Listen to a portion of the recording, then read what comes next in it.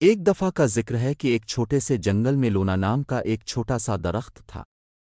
لونا کا ایک بڑا خواب تھا، وہ ہوا کو صاف کرنے اور جنگل کی تمام مخلوقات کو آکسیجن فراہم کرنے میں مدد کرنا چاہتی تھی، لیکن لونا صرف ایک چھوٹا سا درخت تھا اور وہ نہیں جانتی تھی کہ وہ کیسے فرق کر سکتی ہے۔ اسے لگا کہ وہ بہت چھوٹی ہے اور اثر کرنے کے لیے بہت کمزور ہے۔ ایک دن اولون نامی ایک عقلمند بوڑھا الو لونا کی ایک شاخ پر بیٹھ گیا۔ اولون نے لونا سے اس کے خوابوں کے بارے میں پوچھا اور لونا نے ہوا کو صاف کرنے میں مدد کرنے کی اپنی خواہش کا اظہار کیا۔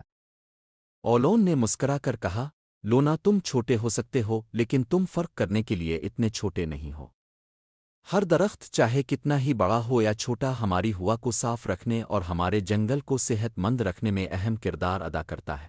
اولوین نے لونا کو سمجھایا کہ اس جیسے درخت کاربن ڈائی آکسائیڈ کو جذب کرنے اور آکسیجن پیدا کرنے کے ذمہ دار ہے۔ اس نے لونا کو بتایا کہ اگر وہ مل کر کام کریں تو چھوٹے درخت بھی بڑا اثر ڈال سکتے ہیں۔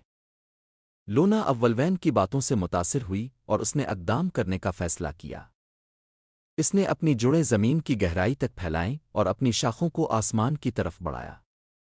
اس نے زیادہ سے زیادہ کاربن ڈائی آکسائیڈ کو جذب کیا اور جتنا ممکن ہو سکے آکسیجن پیدا کیا۔